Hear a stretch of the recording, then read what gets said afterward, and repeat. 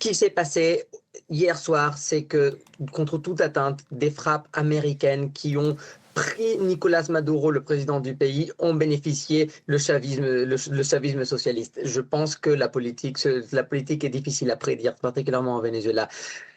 La situation actuelle du Venezuela est une situation où le Venezuela aurait besoin d'aide financière américaine pour relancer sa machine pétrolière. Peu importe qui gouverne le Venezuela, les Russes ne le feront pas, les Chinois ne le feront pas, du coup il ne reste que les Américains. C'est inévitable et la négociation pour relancer l'économie doit passer par un assentiment des États-Unis. Cela était structurellement nécessaire.